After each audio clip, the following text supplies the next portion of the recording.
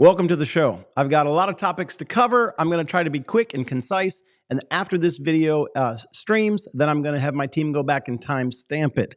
We're going to talk today about a small cap that had an explosive move.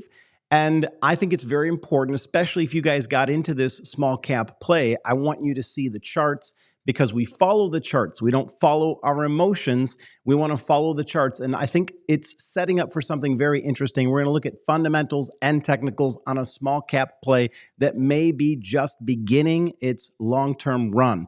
And we're going to check in on crypto. What is the health of Bitcoin and the alts right now? In particular, we are getting ready to close up the October month potentially and make a red monthly candle. And this is something that's only happened very rarely, 2 times in the last decade, I believe. And when it's happened, it hasn't been good. So we are going to review that, and I'm going to give you a fresh look at my view of Bitcoin. And I've got a special guest who's going to give us his view of Bitcoin, and we might be fighting on the show today. We might be contending SWJ GOAT versus Kiwi Mo. Let's bring him onto the show. Welcome, Thanks Mark. so much, Josh. Great to be here. Thank you. All right, guys. I really am doing this show because I want to highlight some very important news events. I also want to just take a minute and let's celebrate our win on Amazon. Okay, that was just absolutely incredible. Apple and Amazon reported earnings, and they both did extremely well. And I ran technicals for everybody yesterday. And if you happen to watch that video, I got to be honest with you, I was pretty pleased with the target that I gave Amazon. I said, if we break the top of this descending bullish structure, we're going to run all the way up and potentially hit 252. Now, I did not expect that to happen pre-market. I was thinking this would take 1 or 2 steps, but instead Amazon got onto the rocket, held on, and went straight to my target. But lo and behold, that 252 was the wall that I had foreseen, and it came back. I hope that you locked in gains. This morning when I did my live trade session with the Stocks with Josh Discord, I saw people in there saying, I made 8,000, I made 3,000, I made 6,000, on and on and on. Amazon should close out October as one of the best wins of the year. And we stayed on Amazon. I originally alerted it at the beginning of the month, nibbled when it was down in the 210 to 213 area. Didn't go in heavy, but when we got above 224, I said, it's go time. I always want to acknowledge my crown traders. Mark is one of my crown traders. And Mike, Money Mike, he was on his page saying it's go time on Amazon as well. And wow, did we go. So Apple and Amazon did extremely well. I would tell you, worth taking profit. Google it kissed 300. I can't even believe that still. Even when I say it, I'm amazed because I thought we might get there by the end of the year, maybe the first quarter, but we got there very, very quickly. Now, we've seen Meta and Microsoft come up off their lows. We're seeing Netflix continue to fall, and I just have to run through some important news here real quick.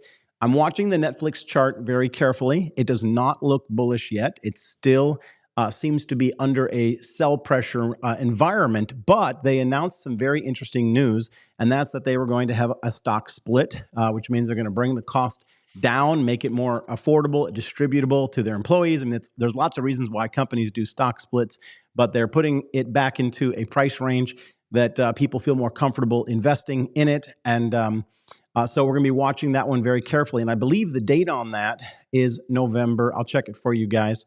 I have it written down, November 17th. In addition to that, all of big tech has officially reported earnings. All that's left is all that matters, which is the AI story, which is the king of AI, and that's NVIDIA. And I wanted to quickly double check the date on that. So that's November 19th. So I think that the market overall is clearly hitting some peaks, and it's going to come off those highs. Okay, so I'm going into next week, right? The trend, we trade the trend. It's our friend until the end, and the trend is clearly higher. When you look at the SPY right now, it's got a cluster of green candles that are stacked so pretty, so consistent, month after month after month, all roughly the same sized, and nobody can look at that chart. We haven't gotten a single red candle on a high time frame. Nobody can look at that chart and should be panic selling their portfolio. Having said that, I believe that we are going to see some profit taking. We already have Meta, Microsoft, and truth is, even Amazon hit that 252 wall. And no, it's not going higher right now. It's going to come off those lows because that was an incredible run. People that didn't expect that news, people that had loaded up on the shorts, they got squeezed. That's why it ran up to that number. Okay, guys. So we are going to see some things pull back. But the big question that we have is on that pullback. It's going to set up the way Wall Street loves to set up, Mark, and that's for a battle between the bulls and the bears. So we're going to see a lot of stuff pull back, and it could be the perfect time to reload up, and then NVIDIA comes out and crushes it, and the whole market rallies again. So, at this moment in time, you can't go against this market. You've just been absolutely run over. If you were a bear trying to go against this market, I wouldn't advise it. I am expecting that over the course of the next couple weeks until we get to NVIDIA's earnings, I'm expecting a little bit of pullback to continue. All right. I wanted to highlight Roblox, RBLX. I think this is one that you guys should have on your radar. I'm not going to get into the charts today, but I'm liking it more and more. And I noticed that it's pulled back, sort of like Netflix. Both of these are ones that I like going into 2026. They've pulled back, and they're getting close to a place where I think they're buyable to go long again. So put those on your radar. And let's see here. What else I wanted to cover? Oh, there was a little bit of interesting news regarding the Fed who had dissented Powell's rate cut decision. Schmid, SCHMID is his name. And he dissented the October rate cut, said that there should be no cut. And of course, we saw Jerome Powell say that the December cut was not guaranteed. And before Fed Powell had spoken, there was a much higher probability that we would get a December cut. After Fed Powell had spoken, that dropped from roughly 85% probability, which is nearly set that we're going to get it, to it pulled back all the way to 64 to 68%. So it dropped, and now it's slowly rebuilding. So the market didn't like what the Fed said. It got a little bearish, but then the bulls shook it off a little bit, and they said, "Nah, we'll be all right. We'll get those cuts. Powell's going to give them to us." So everyone right now is thinking, how much money can they make rather than how much money could I lose? And I'm not going to get bearish on you guys because we had too good of a month, and we cashed out Amazon and we cashed out Google. Those were incredible plays for September and October. So I'm not going to come in here and pound the bearish drum, but I am going to segue before I give it over to Big Bear Kiwi Mo, aka Mark from Tribal Trades. He has got his own YouTube page, and if you don't know who he is, go over to Tribal Trades and hit the subscribe. Before I segue over to Mark, I'm going to just comment that people right now are way more focused on what they can make than they are concerned about what they could lose, which means that the risk perception is skewed. Mark, welcome to the show. Thank you for being my guest. We're going to get into a small cap, and the reason why I've got you on is for insights into Bitcoin, and because you're the one that brought this small cap to my attention. But before we even get into that, hello. What are your thoughts on the day? Hey, Josh, great to be here, and as always, and appreciate your hospitality. Yeah, look, I think that the SPY just keeps defying the odds, even though I did in my research today saw that the Hindenburg indicator had triggered, and that indicator has predicted the 87 crash, as well as the 2000 and was it the 2001 crash? I can't remember here. But it seems to be a fairly reliable indicator, but it tends to be something that is for pushed out. So it's usually the worst damage after the Hindenburg indicator goes off. The worst damage typically happens between 3 and 6 months, not immediately. So it isn't a single saying, "Hey, let's panic, sell everything tomorrow." It's more like a heads up that conditions are potentially setting up for a potential pullback or a correction down the line. So it's more of a bearish bias. However, the last time this indicator went off, and there hasn't been many times that it's been all green after this indicator has flashed. The last time that it happened was in September of 2024, and it was all green after 1 week, 2 weeks, 1 month, 3 months, 6 months, 1 year later was all green. However, the time before that, in July of 2024, there was a fair bit of red, and you can go back through history and have a look at that. So I think that's just something to be aware of.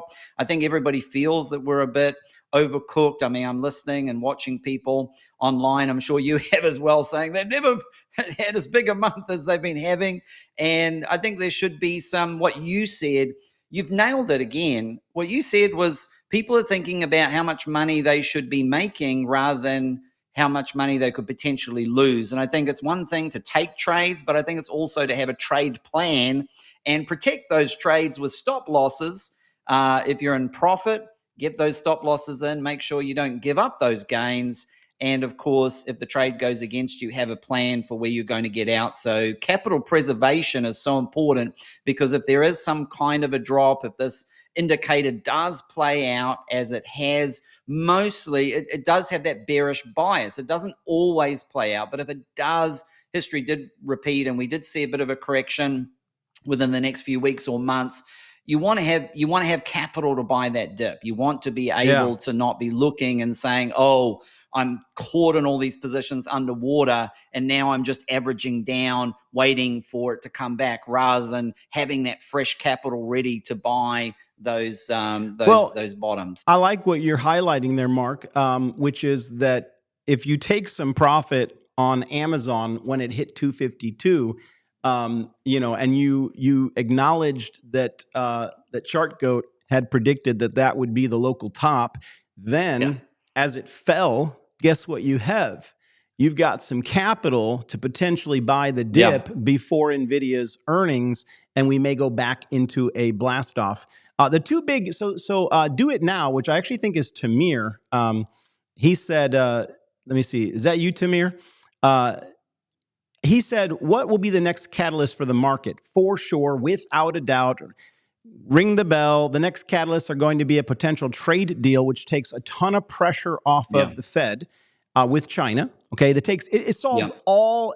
In my mind, it solves all the inflation problems for the short term. Okay, so that's the big catalyst. November 1st, deadline 1 for his new tariffs. November 15th, deadline 2 for the original tariffs. And right around then, we could have the biggest double POW catalyst event where he says that the trade deal is fully resolved, and NVIDIA comes out and says, guys, AI is hotter than it was in 2023, hotter than it was in 2024.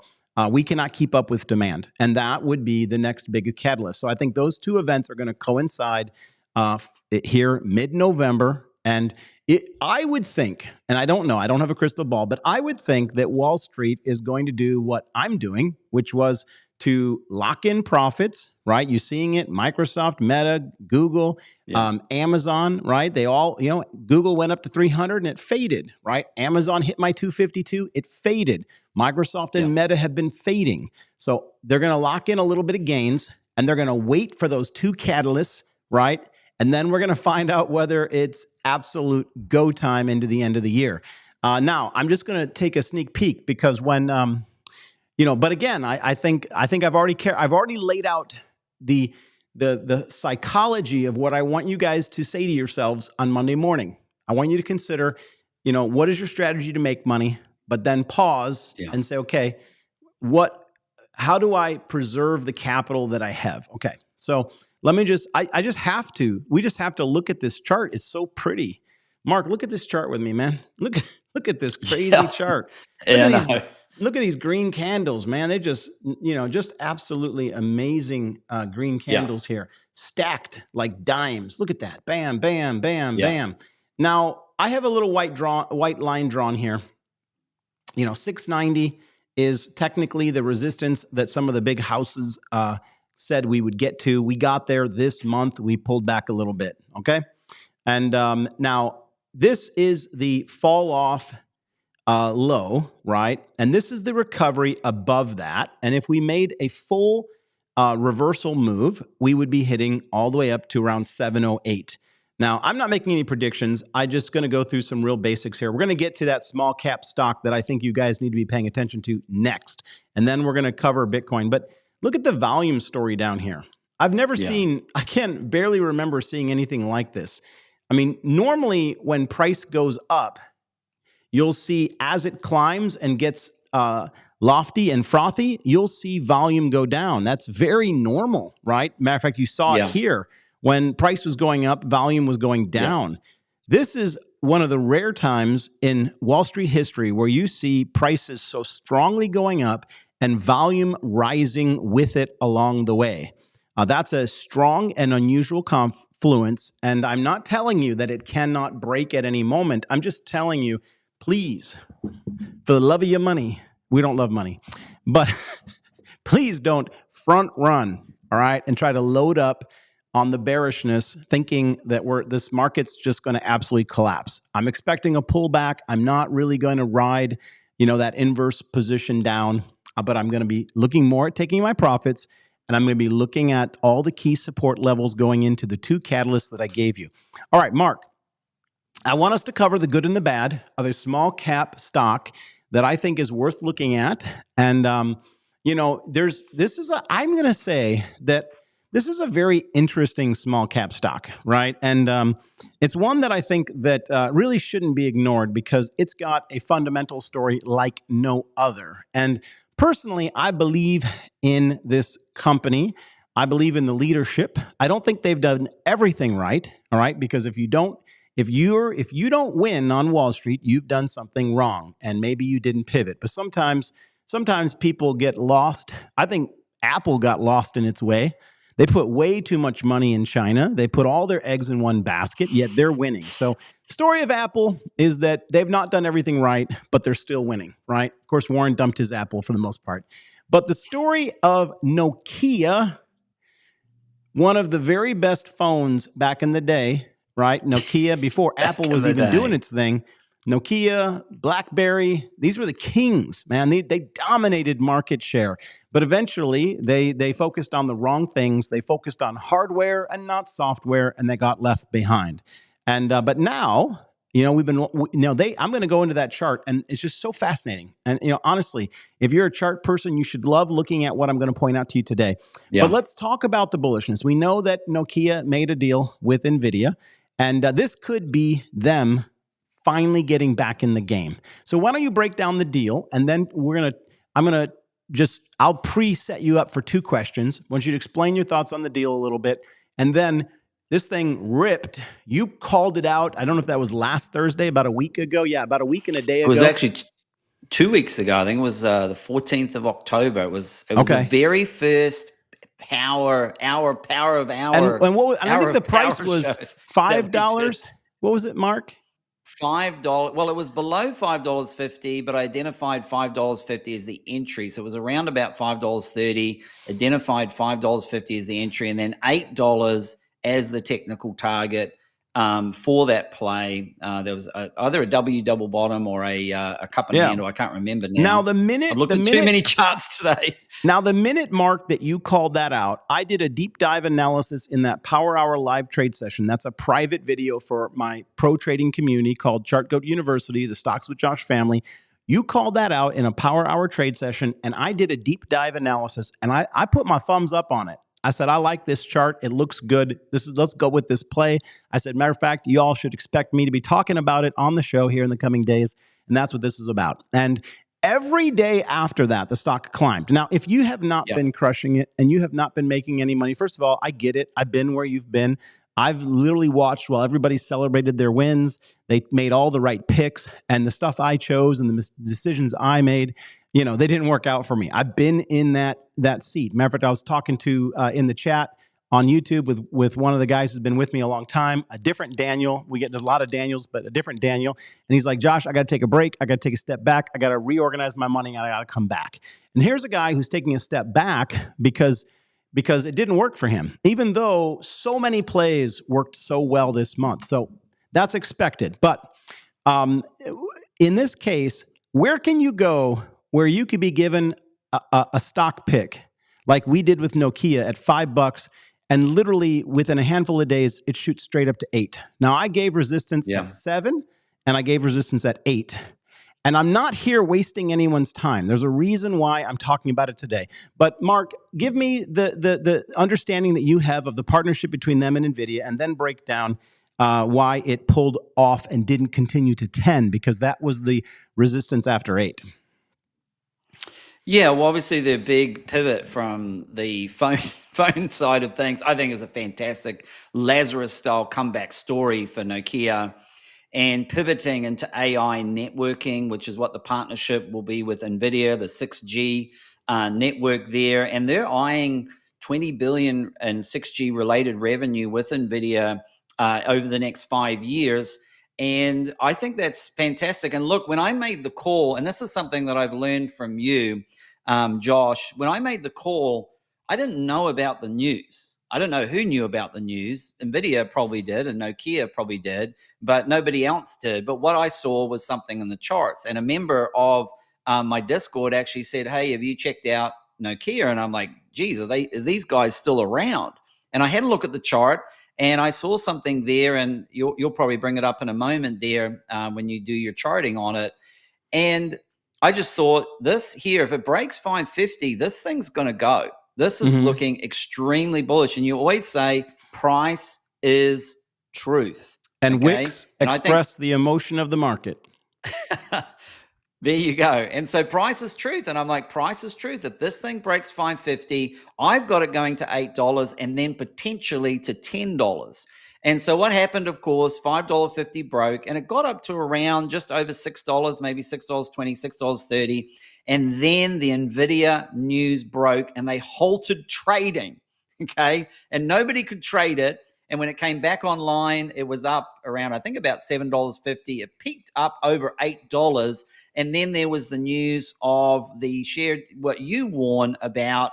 Again, something I've learned from you, what quite often happens when you see these big pushes up is there is some dilution in the shares. And of course, $8, it was forming a beautiful bull flag on the 1 hour time frame at that point. And I thought, we're going to get to $10 here. I know Josh had talked about it long term, even getting as high as 20, and I think it still can, of course. I don't, even though the trade got to $8 and then retraced from there, I do still think this has great long-term potential. And I think a lot of people have a bit of I don't know if I'd use the word soft spot, but a lot of people use the Nokia phone. They played snakes on that thing before the iPhone was there, and that's all that they had. That was all that there was it.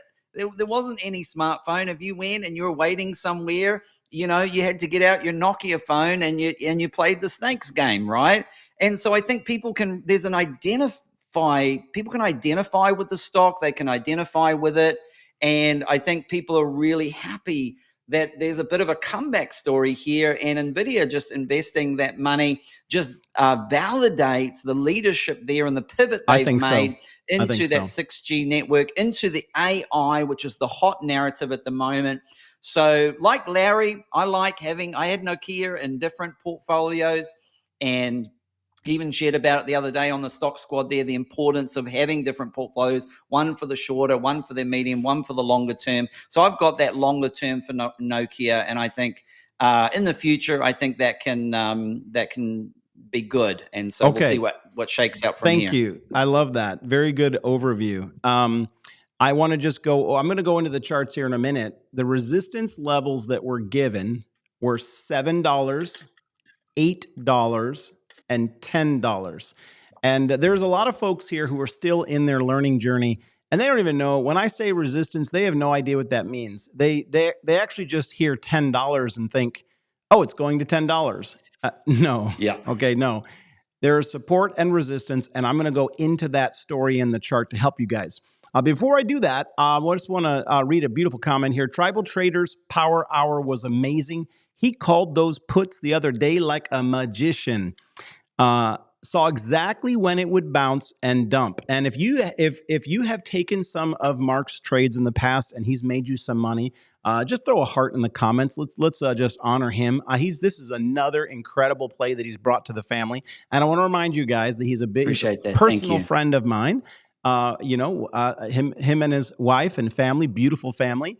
And on top of it, I enjoy the fact that we have a passion for the charts, and we're both technical guys, and we both are day traders. To be honest with you, that's kind of what we do. We're investors, but we're also active traders. Yeah. So just give Mark a little love. And if you are not familiar with him, he has a YouTube page that has really just begun. He's not been doing this for years, so it's a small page at the moment. But I believe that he's giving some of the biggest value on YouTube. So make sure you go over to Tribal Trades and hit the subscribe.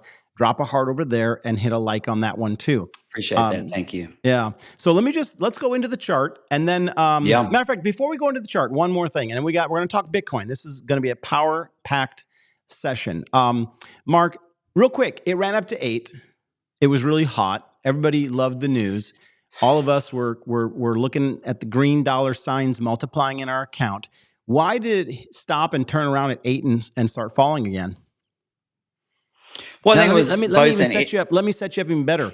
It's got a big old fat ugly wick, and price is truth. Wicks are emotions. Yes. What was the emotion of fear that showed up on this company? Well, I think it was the fact that the shares. I think it was two things. One, it's hit a key area that was technically identified, and then secondly, the emotion of fear of the share dilution there. I think we've just seen it too often during this run up for the last 3 or 4 months. And you've taught people about it so well to be careful about that.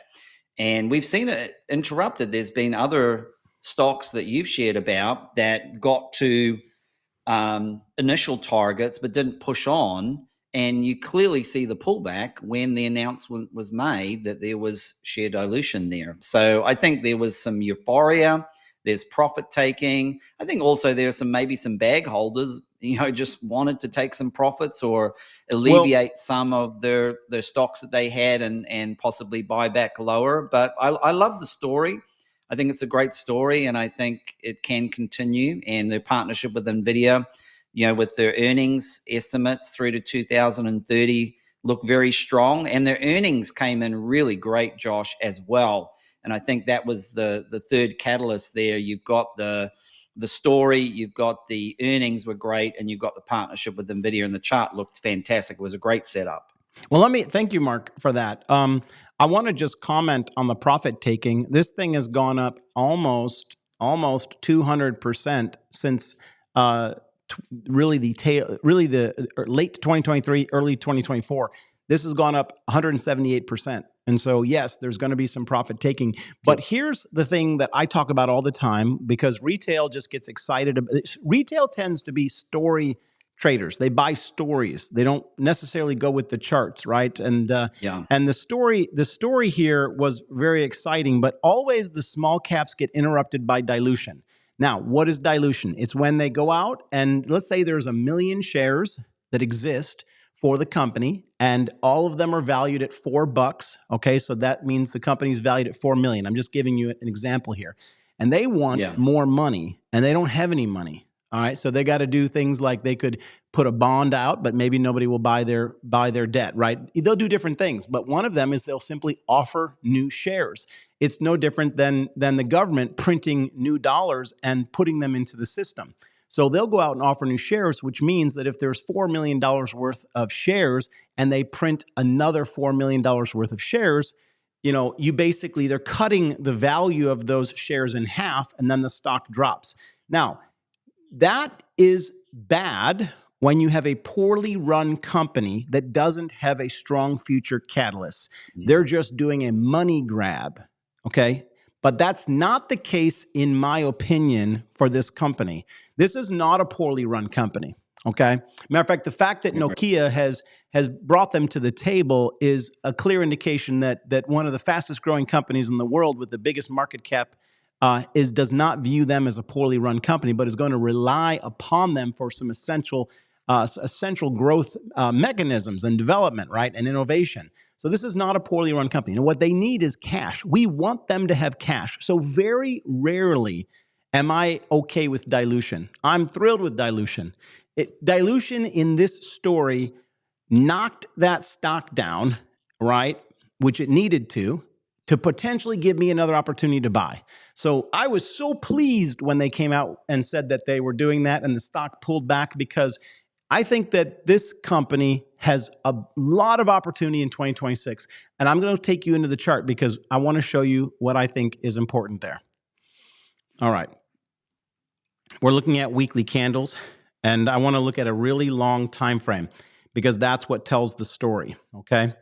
Right back here was where this, you want to be in stocks. Matter of fact, let me do a little teaching here, okay?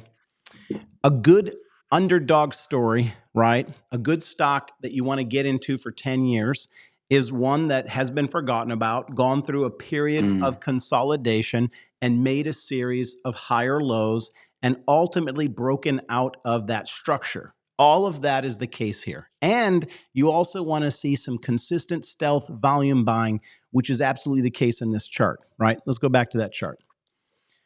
So this period of consolidation goes all the way back to 2016, okay? That's when this essential area of consolidation got defined, back in 2016. So it definitely has a track record of, going through this type of consolidation I'm talking about. When it came up here above $8, it broke out of this level. Now, here's what I want to highlight today, and here's what I'm going to be personally watching for key support. I think this is a good story, and I don't think it's anywhere near over.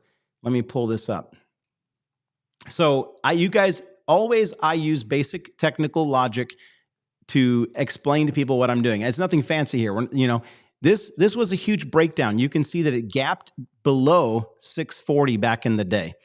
And it attempted to get back above. It got rejected, right? Of course, it then fell. Then it attempted to get back above 640. It got rejected. Attempted to get back above 640.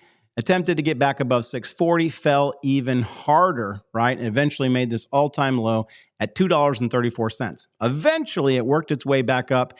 It got close to 640. Got rejected. Then it actually hit 640 again. I'm telling you, y'all going to find out at the end that 640 is a magical number. It got rejected, okay? Now we came back up and we shot right through 640 and left it in the rearview mirror. Now, guys, this logic is so important because it's so simple and it's going to be the basis of my risk decision-making. It shouldn't be the basis of yours, but maybe it'll be something that you guys can appreciate. What once was resistance, when it's finally broken on high volume, I expect to be support. It's that simple. So this video today is about to draw your attention to this company that that's had a major and significant move. If you go down here and you look at volume, this volume bar is just absolutely huge. This volume bar right here, and they've been steadily growing. So I will always run every technical analysis by one final check mark. Is there institutional interest driving the stock higher? And the answer is yes. You can't have a volume bar like that by retail. Retail does not create volume bars like that. So here we are, and someone else will be like, oh yeah, well, it was a nice run. Bye, Felicia. We're going to move on to some other new hot small cap stock. Not me. I am just drooling over this 640 number. Because what once had been resistance since 2016, guys, okay? Wow. This story has been brewing for a long time. Now, what once was resistance, yes, I do expect it to be support moving forward. Now, I'm not going to take up the time, but the last time when we did our power hour together, I went in and showed that this thing has not, in the last decade, gotten above the 60 on the RSI. It's been an absolute ceiling, constantly pushing it down back into bear territory. And in this last move, it got above. And so what is this called? What is this called when that happens? What do analysts refer to this as? This is always a teaching time, guys. Change of character. change of character, when it's been doing one thing for 16 long, since 2016, right? For many, many years, when it's been doing one thing the same way, and then all of a sudden it does something new, I've learned you got to pay attention to that. So this is a stock that I want you guys to be looking at it. Put it on your watch list. Don't buy it because I said to buy it. You got my reason there. Mark, I'm going to let you put some final thoughts on Nokia, and then we're going to move right into the Bitcoin story, which is very important for us to cover today. Yeah, I think it was what you shared was very important, that retail buys the stories, and a lot of us can really relate to that. And then you add in the fact that they pivoted to AI, and then you bring in the NVIDIA side of it. And the chart looked as good as it did. That really just did bring the fireworks to light the fuse and set that fireworks off. And yeah, I think it's normal for profit taking and a pullback, especially when you show since 2016. There are people that might still be holding since then at that price point. And so their psychology is going to be a little bit different, if you're a first time buyer there. But it does give people an opportunity to jump in. I do wonder what the price did get up to when the trading was halted there. Some people were saying it got as high as 15. I just don't even know how that works there, but a lot of people were locked out buying it when they wanted to buy it. So I think at the moment, I like the levels there. I like that $6.50 come back. There's a Fibonacci level there as well, of course, as you would expect. So that could be a good area to enter and get a trade in there. And hopefully we'll revisit that 8 and then push on to 10. And I love the technicals you shared in the power hour there with the RSI and the potential to even get higher than that in the years to come, as high as $20 region there. And that's certainly a possibility. Yeah. I don't want you guys just to hear bullishness. I don't want you to hear just bullishness, because we've covered that, you've got to take a big, broad view. Wendy Cruz said, Mark made the live trading effortless with all his charting. So many great indicators. Just to be clear, if you guys are not part of the Stocks with Josh Discord, Mark is there hosting the Power Hour Thursday, which on Wall Street is between 3 and 4 p.m. And it's a typical spot where profit window exists. And the rest of the 5 days between me and Money Mike, we are live trading in the morning. And we've got Miss Mary hosting a live trading event on Tuesday, and she's been doing extremely well. These are all very good charters as well. And you can come, and if you don't even say, I'm not ready for live trading, trust me, each and every one of these sessions is a class on how to take risk. Okay, let's talk about Bitcoin. Mark, we're going to do the same thing we did a moment ago. I'm going to let you tell everybody that the Bitcoin run is over and be all bearish, and then I'm going to go in and I'm going to hype. I'm going to show them the beauty of the bullishness of the charts. Let's go. All right, I'll play the bear, even though, and I'll just preface that with, I don't believe that the bull run, the Bitcoin cycle is over until the 50-week moving average. There's a full weekly open and close below that. So I'm not prepared to call it over, but I am going to play the bear case for you here. And number one, we're right at the time where usually the four-year cycle ends. In October, it should end this month. If it lines up with the length of every other cycle that there's ever been, even from halving to top and from low to top and top to top and low to low, it lines up with October. And so it's normal and natural for it to finish here, and October the 6th could potentially have been the top, okay? So that's number one. Number two is, Josh showed a very interesting chart with the SPY. And did you notice the months that suddenly the volume came in, Josh? Mm-hmm. It came in when we had that big December, January capitulation in the crypto market, which really caught people off guard. And altcoins, most altcoins put in their all-time highs in December, and some did in January, and have never gotten even close back to those levels again. And I believe it, and I shared this when I was on your show with Larry the other week.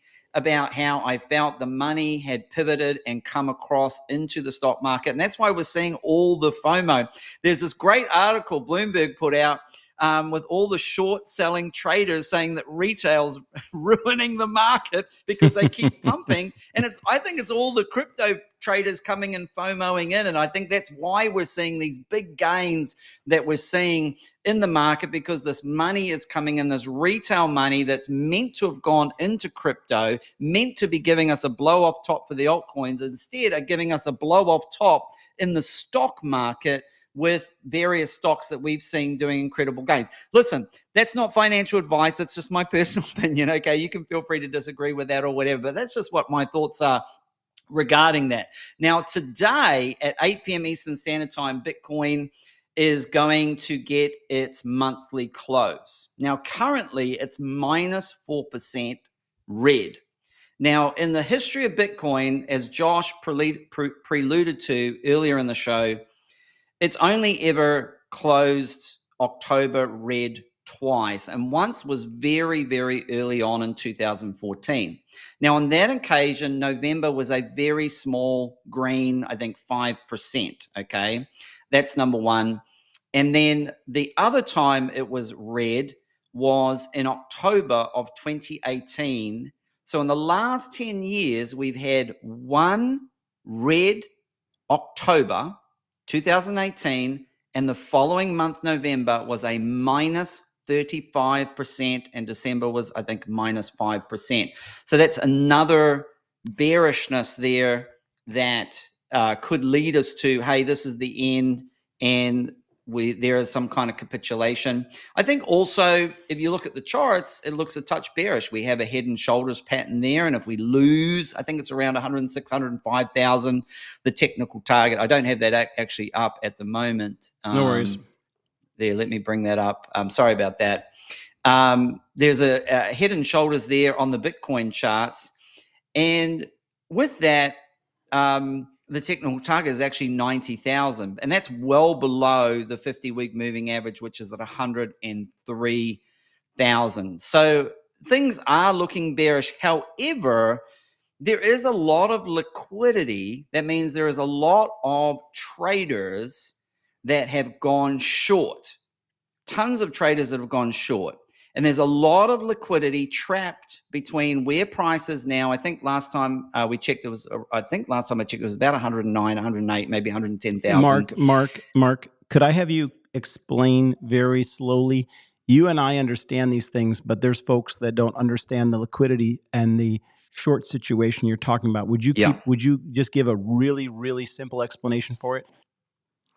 Yeah. So if you go to, there's great free resources for those who wish to do further research after watching this video. If you go to CoinGlass and you can find the liquidation heat map section and bring up Bitcoin, and what you'll see there is traders that have borrowed with high leverage. So maybe 50x, 100x, they borrowed against their position. And that means that a Bitcoin, if they've gone short, and Bitcoin moves up, they lose their money and they get liquidated. And what that triggers is what they call a short squeeze. And that triggers it's like a buy. It simulates a buy of Bitcoin because they have to cover those shorts. Bitcoin gets bought and it pushes the price up. And then it triggers the next liquidation, and all the way up. It keeps going until everybody's kind of liquidated.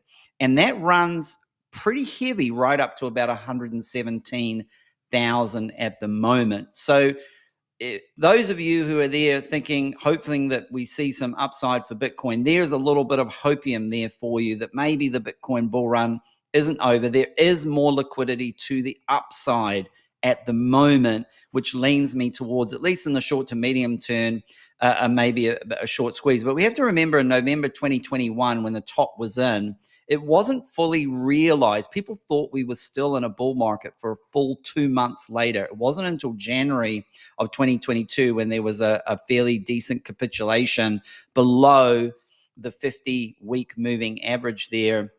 and a retest and rejection that people started to realize they had been in denial, and we were in fact in a bear market situation. So Well, those are the bear cases there that I have. Now, look again. Don't so after the last email with Josh and Larry, people were saying that I'd said it was over. I'm not calling that it's over, because technically it's not over. We have seen some of the momentum indicators. Josh's favorite one hasn't capitulated yet, but the RSI has capitulated on the monthly. The stochastic RSI has as well. The MACD hasn't. And that's another key indicator. If you lose the MACD on the monthly, that's another confirmation. So those are the two big things that I'll be looking for, Josh, the 50-week and the MACD on the monthly. I love it. I love it. I love it. Good stuff. I don't agree that the stochastic RSI is indicating that we're done. Maybe that you didn't say that. I don't know. Real quick, we're going to be wrapping up this show, and I want to be very conscientious of our time. As usual, Mark is just hitting home runs out of the park. To be very clear about Nokia, this is what I'm doing with my money. I'm waiting. Okay. There's nothing wrong with a little nibbling on the shares, but when it comes down to 640, I'm going to buy some leaps for 2027. And someone asked about 2028. They'd be fine. They would just be a little bit more expensive. I would probably personally ride the 2027s, and then 6 months from now, roll that over to the 2028 if I still felt the same way. And this is the only alert you're going to get in the Stocks with Josh Discord. I'm going to update it in the Leaps folder, so you guys will see it there, the exact Leaps that I buy. And I'm going to wait until it gets to 640 to buy those. But I would be comfortable setting this in an account to a daily buy at these levels, because it would make me feel like if it came down a little bit, I wasn't all in, and I would be happy that I'm getting a cheaper price because I believe that this is a good time to invest in this company. 640, I would need to see it. I want to see it bounce there, because what had been resistance needs to become support. If we have a 2-candle rule when it comes to structure, if one crosses and the next one opens and closes and crosses the previous one, it means that would be a breakdown and a cancellation of the up move. I'm not predicting that. I'm going to be watching 640 for a bounce. What once had been resistance needs to become support. So there's going to be some future information about this. And if you're watching the video and you're not part of the Discord, sometimes you only need one good play to bring up a small account. But I encourage everybody to be long-term investors in indexes. Always have a long-term investment account in indexes. Don't put all your money ever in a small cap play. You'll get wrecked, and you'll just end up leaving Wall Street for a number of years until you start doing better, and you're like, hey, I'm going to give it another try. So stick with it. All right, let's look at Bitcoin, and then I want to just make a couple points here. Everything Mark said about Bitcoin is true, and Mark hasn't called the top. He's just said very cautiously that it wouldn't be crazy that last move up was the top, okay? And he's also said very, very clearly that for him, it's that 50-week, right? It would be, and where's that roughly at price-wise, Mark, currently? About 103K. So for him, it would be a cross and close beneath 103K. That would be the indication to him. I said something similar, that if we lost the $100 level, then you got to just kind of take a step back and be done with it. Because again, 100,000 was a huge psychological resistance. And if it loses that level, then I think it's going to break the will of the Bitcoin bull. But let me just show you guys the chart, because I want to reinvigorate some hope into you. I've showed this many, many times. This is sort of the history of each bull cycle. And, I always like to point out some things that new people forget or don't know. The 2013 bull cycle had a 60,000% rise, and the next one in 2017 had a 12,000% rise. Obviously, there's a massive difference between those numbers, which means that Bitcoin has been cooling off. And then 2021, there was a 2,000% pump or price increase. And this time around, we've had half of what we had in 2001 at roughly 700%. That's sort of the bad news on momentum. Momentum is absolutely cooling. It's becoming a mature asset. It doesn't mean anything bad. just means that we are obviously cooling. Now, here, this red line represents previous all-time high. And then whenever you cross it, that's a breakout. And in this period from 2013, when it crossed the previous all-time high, it went all the way up to this 1.65 fib level. And then back then, it went all the way up to the yellow fib level, which was quite incredible. And this cycle has repeated. These are monthly candles. And right here, it made an all-time high in 2013. The red line symbolizes the break of that all-time high. And again, it moved up to the 1.6 fib level and the next fib level above. So it did the same thing that it did in 2013. Now, you got to know how chart people love consistency. That's called respective trend, right? And Bitcoin's price had been very, very respectful to the fib levels, hitting them every time they crossed. So from 2017 to 2021, we had that pullback. That's the winter. We came back to the previous all-time high. We crossed it, and this time we shot straight up to the 1.6 fib level, and that's where that run ended. We had a pullback beneath it. It never opened and closed a candle above it. And then it went and tested it a second time. That's called a classic double top. It never opened and closed a candle above it. Thus, it didn't pass the 2-candle structural rule that I just mentioned earlier. And then we fell into the winter. Now we come to today's price action. This was our previous all-time high here. We went into the winter. When it came to the red level, we consolidated beneath that. And eventually, we did something that it did in the previous 2 cycles. We opened and closed a candle above the previous all-time high. And every time it's done that, it's went on to the 1.6 fib level. So what we've never done before, let me talk about some inconsistency in Bitcoin. But personally, as long as we stay in this zone, it's just impossible for me to believe that this run is over. So because we really, whenever it has opened and closed a candle above the previous all-time high, we've gone on to the blue level, right? And very rarely would something come up into the middle of a fib level and just fizzle out and die. That is something I don't ever see in the charts. So we've been above in this middle zone of the fib here between the previous all-time high, the breakout, and the fib level here of 1.6. This price is 173,000. So in my opinion, until we lose this level here, which I'm actually saying we want to watch the 100K level, but until we lose that level, 173 is still on the table. And so I've thrown this out there, told people to screenshot it. I've had 107 is a very important level for me personally. I don't think I'm going to, I've already made a decision. I'm not going to sell any of my Bitcoin. I'm just going to hold it because I believe in a $250,000 Bitcoin. And I am a pretty good charter, but somewhere along the way, you got to move something from a trading asset to a hold asset. And to be honest with you, you want to find a bunch of hold assets, because if you can hold a stock for a generation, that's how you typically get generational wealth. So as long as that 107 holds, I'm confident that the bull run is still in place.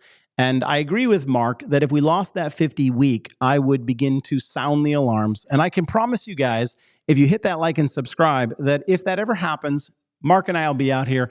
We'll be making a video and we'll be analyzing it. Mark, final thoughts on Bitcoin. We have 1 minute left of this show.